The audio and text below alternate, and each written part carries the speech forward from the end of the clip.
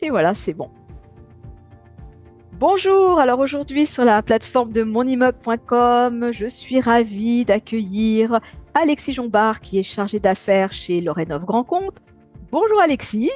Bonjour Isabelle. Alors on va essayer d'en apprendre un petit peu plus sur Lorenov Grand Compte et aussi bien sûr sur le groupe L'Oréal. Alors en quelques mots, comment on pourrait présenter le groupe L'Oréal? Alors, effectivement, oui, Lorenov Grand Compte est une marque du groupe L'Oréal dédiée à la copropriété. C'est un groupe qui a été créé en 1936 initialement, donc qui est des menuisiers de base. Euh, L'Oréal s'est ensuite diversifié dans les années 80 avec des menuiseries en PVC. Puis en 98, L'Oréal s'est diversifié également avec des menuiseries en aluminium, voilà, pour répondre à la demande du marché. Et plus récemment, on a lancé également une menuiserie bimatériaux, aluminium bois, qui est la gamme Fusia, qui est toute nouvelle sur le marché, avec des performances thermiques qui répondent au marché actuel. Donc Alors, le groupe, alors c'est un groupe c'est un groupe énorme qui maintenant. fait effectivement, il y a eu beaucoup de rachats au fil des années.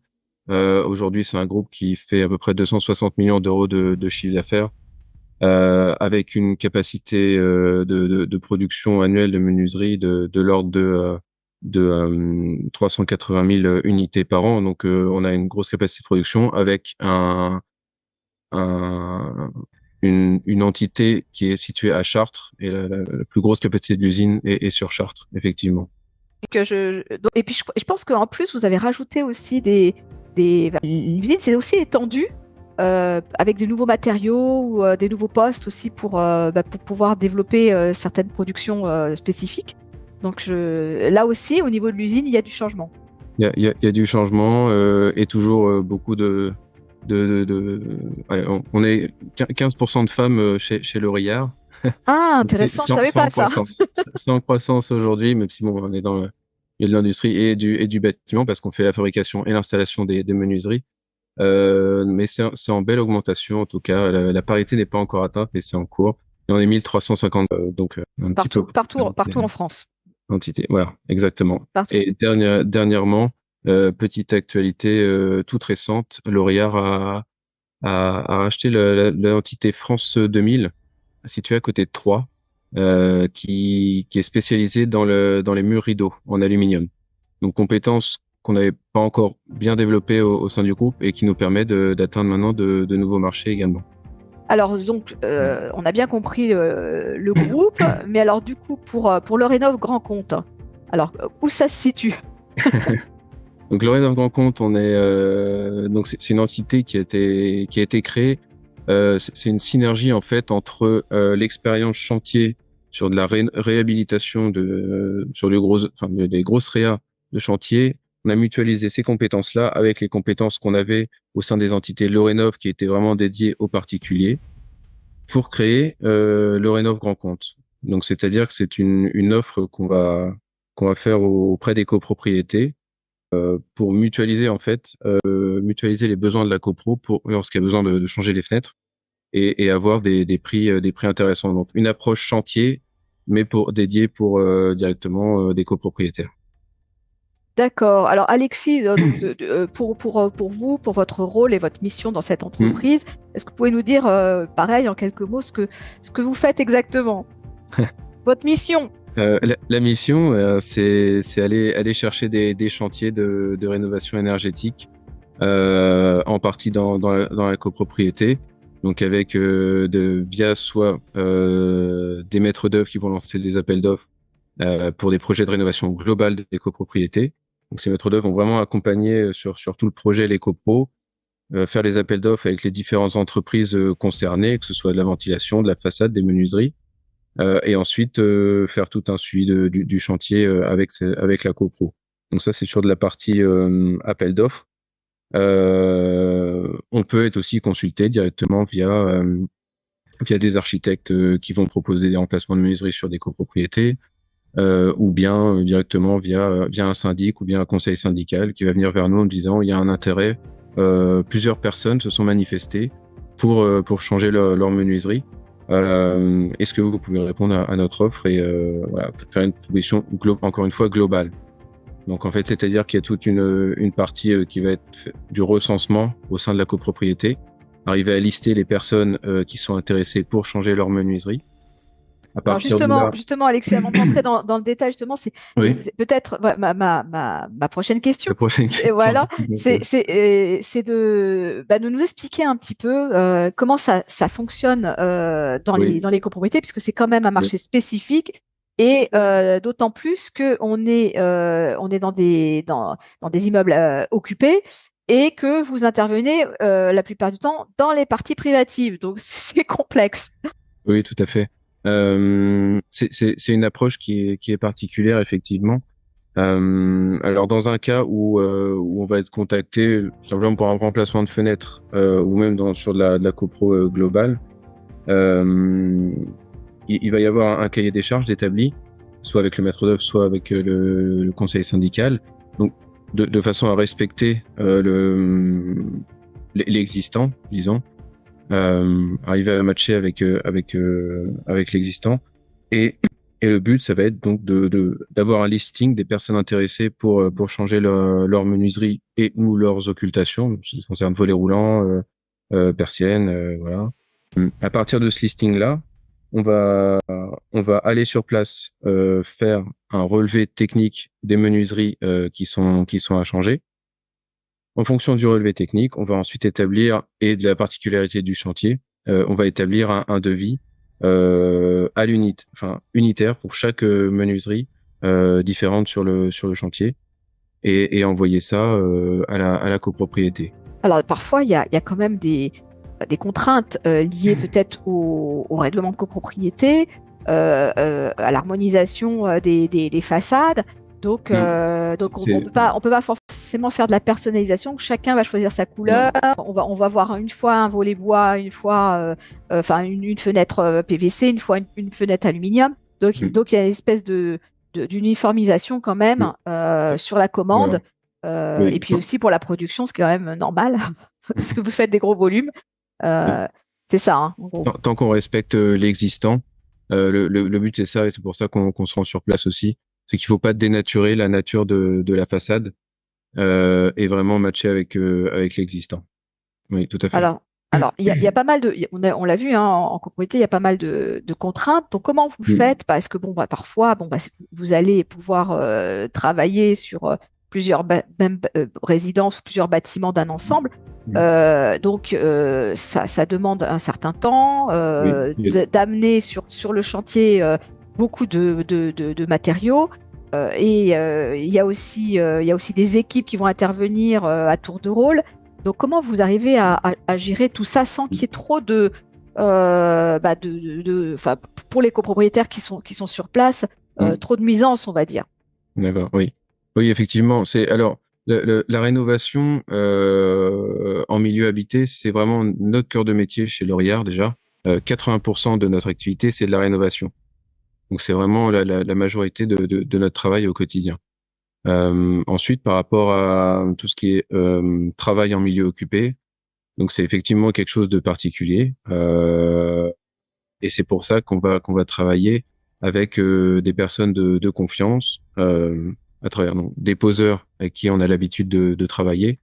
On a beaucoup de poseurs voilà qui sont habitués à travailler dans ce milieu-là. On a un encadrement qui est fait autour de ce chantier-là avec un chef de chantier et un conducteur de travaux qui sont directement rattachés à notre agence. On est épaulé aussi par d'autres services, les services maîtrisés, des services R&D pour des points plus techniques. Mais tout ce qui concerne le chantier même, il y a une vraie gestion derrière sur ce chantier avec des personnes encadrées et qui ont l'habitude de travailler dans cet environnement-là. Voilà, donc ça c'est déjà la première chose. Ensuite, pour tout ce qui est la préparation en amont est quand même très très importante pour que le chantier se déroule bien. C'est-à-dire qu'il y a des prises de rendez-vous via des applications comme Click Rendez-vous où voilà on va vraiment faire en sorte que tout ça se déroule du mieux possible dans la journée. Parce que aussi le but c'est de perdre le moins de temps de notre côté pour pas repousser repousser la durée du chantier. Et les clients apprécient aussi le fait que nous communiquions beaucoup sur au moment des prises de rendez-vous, de comment ça va se passer. On a des notes de communication, des brochures sur la façon dont va se dérouler le chantier. Et vraiment, l'entité Lorenov Grand Compte est organisée pour ça. On a aussi une personne au SAV uniquement dédiée pour la copro. Enfin voilà, tout est très organisé vraiment pour répondre aux besoins de la copro et à ce milieu qui est quand même très spécifique. Voilà, on n'est pas sur de la réa lourde, on n'est pas sur du neuf, on rentre vraiment chez l'habitant et il y a beaucoup de règles à respecter. Même on le voit au travers de, on a une école de formation à Chartres. Tous nos poseurs passent par cette école-là. Enfin, tous les employés même de L'Oréal passent par cette école, mais encore plus les poseurs, parce que la formation c'est essentiel aussi au quotidien, avec des nouveaux produits. On en parlera tout à l'heure. Des nouvelles contraintes, voilà, des nouvelles demandes des copros qui émergent au fur et à mesure des années, avec plein de choses qui existent, des changements climatiques, des choses comme ça. Donc, il y a pas mal de nouveaux produits qui sont mis en œuvre. Et la formation est très importante auprès des poseurs. Voilà. Alors, Alexis, je voulais juste revenir sur cette proposition d'achat, de commandes groupées. Donc ça, c'est possible pour un certain nombre de fenêtres en commande. Donc voilà, est-ce que vous pouvez nous rappeler un petit peu dans quelle mesure on peut mettre ça en œuvre dans les copropriétés? Alors forcément on a un minimum de commandes à respecter pour Oui. pouvoir appliquer ces tarifs-là qui sont préférentiels. On va partir d'à peu près 50 menuiseries, une commande groupée de minimum 50 menuiseries. Et ensuite, bon, ça peut monter. Enfin, il y a pas de limite autre, mais on a un minimum à avoir parce que forcément, on a des frais fixes de chantier en termes de même d'études en amont, etc. Et c'est aussi sur le volume qu'on peut réaliser cette remise quelque part, oui, ce prix dégressif. D'accord, c'est ça donc l'intérêt de s'entendre entre copropriétaires pour arriver à mettre ça en place sur un ou plusieurs bâtiments et bénéficier de cet effet d'échelle, quoi. Oui. Et d'un point de vue de l'organisation de chantier, j'en ai pas parlé tout à l'heure, mais on essaye au mieux, bon, ça dépend s'il y a des très grands appartements, bon là c'est pas forcément le cas, mais on essaie de faire un minimum un appartement par jour pour déranger le moins l'habitant. C'est-à-dire que par mois, on a une capacité suivant le nombre d'opposeurs, etc., mais on est sur une moyenne de 20 logements le mois. D'accord, ok. Donc il y a un rythme assez soutenu quand même. Pour l'habitant, voilà. Tout à fait, oui. D'accord. Alors, on va peut-être parler justement des nouveaux produits, des innovations, parce que bon, vous faites, on a vu tous les types de matériaux, que ça soit pour les fenêtres. Maintenant, vous essayez aussi d'ajuster au mieux en mettant par exemple à l'extérieur une couleur, à l'intérieur une autre couleur, mettre des matériaux mixtes en fait qui peuvent s'accorder.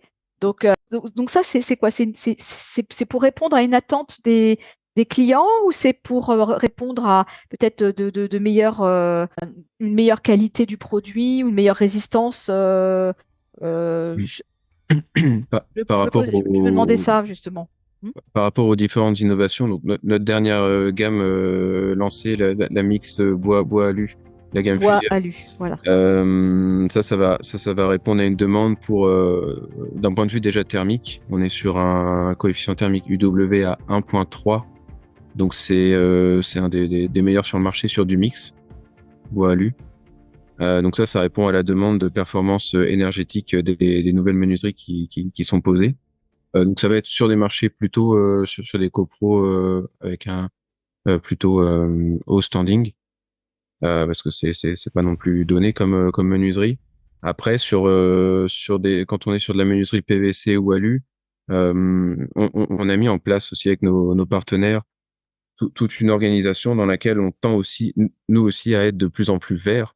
Donc c'est-à-dire que sur les flux entrants, donc comme on maîtrise tout le flux logistique, on va acheter les profils en PVC par exemple Ils vont être composés entre 35 suivant les fournisseurs et 70% de PVC recyclé.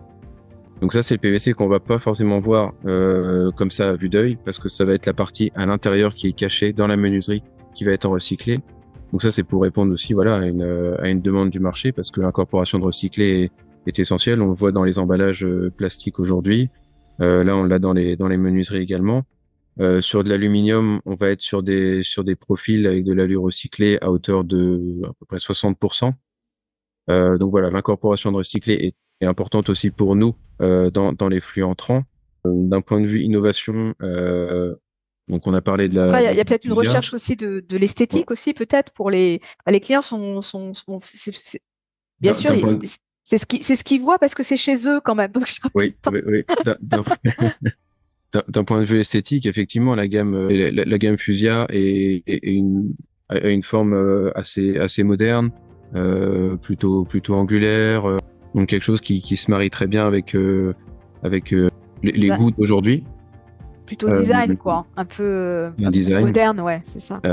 Ensuite, en termes d'innovation, les demandes qu'on a aujourd'hui, beaucoup, ça va être aussi parler occultation. Ah, C'est-à-dire que et pour les tout ce volets, qui est c'est-à-dire hein, volet, tout ce qui est volets. donc ça va concerner des volets, des persiennes, des brise-soleil orientables, des stores. Et là-dessus, en fait, on doit aussi être capable de répondre à cette demande qui est émergente, parce que les personnes disent, bon, il fait de plus en plus chaud l'été. Si on veut, soit on vit dans le noir, soit quel choix on fait en termes d'occultation. Et c'est la question qu'on va se poser aussi, de par l'environnement extérieur, mais également quand on est sur un projet de rénovation globale, où là, il va y avoir une isolation thermique par l'extérieur, ce qui implique également, bien souvent, de changer les occultations. Ce qu'on va faire, il va y avoir des retours d'isolants en tableau, donc c'est-à-dire que les occultations existantes doivent être déposées, et là, on va remettre de nouvelles occultations. Donc, comment les intégrer? Comment intégrer entre la menuiserie, la façade, l'isolation par l'extérieur, et quel choix on va faire sur les occultations? Ça, c'est tout un travail qui est fait aujourd'hui, et des demandes auxquelles qu'on n'avait pas forcément beaucoup avant. C'est des choses qui sont nouvelles, Donc notamment dans les c'est programmes lié de au rénovation développement énergétique. c'est lié au développement de l'isolation thermique par l'extérieur, c'est ça? Oui, tout à fait, D'accord. oui. Et d'arriver à vraiment à créer un complet comme ça. On a aussi la chance d'avoir une entité qui s'appelle L'Oréal Façade, Oui. voilà, avec laquelle il y a des synergies qui peuvent être créées.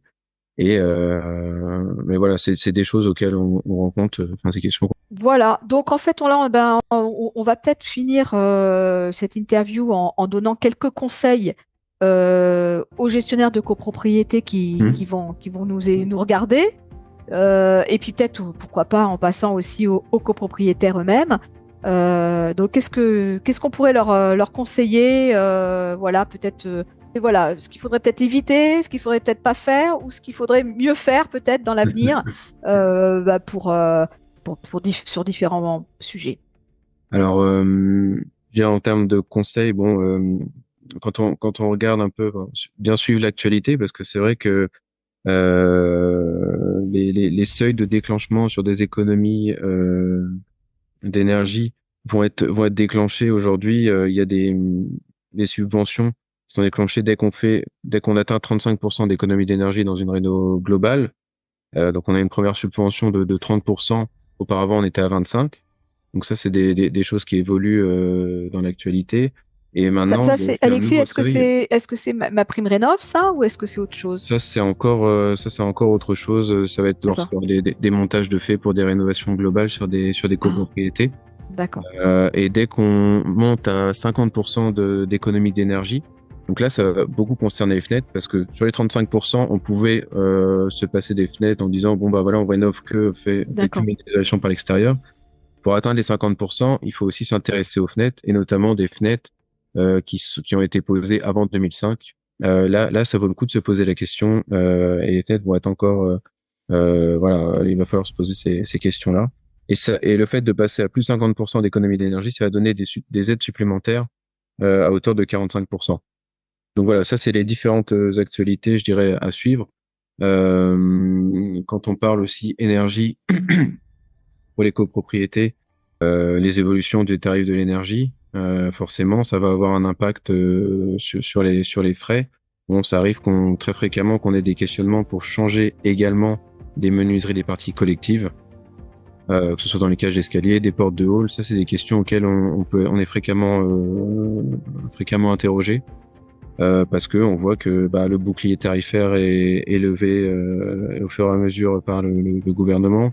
Donc le prix de l'électricité va très probablement continuer à augmenter les prochains mois, les prochaines années. Suivre aussi l'évolution du gaz, parce que ça, c'est des choses qui vont avoir un impact forcément. Donc l'idée, c'est voilà de se protéger au mieux et de s'isoler au mieux pour consommer le moins possible finalement. Oui, Donc, bien sûr. arriver à anticiper toutes ces hausses qui sont déjà très importantes. On sait qu'on n'arrivera jamais à un prix, qu'on retournera jamais à un prix du gaz qu'on a connu il y a 3 ans. Ça paraît complètement utopique aujourd'hui. Donc l'idée, c'est d'anticiper au mieux ces choses-là et d'isoler au mieux ces habitations pour avoir toujours du confort. Et aussi, on voit là aujourd'hui le marché de l'immobilier qui est quand même une tendance plutôt baissière.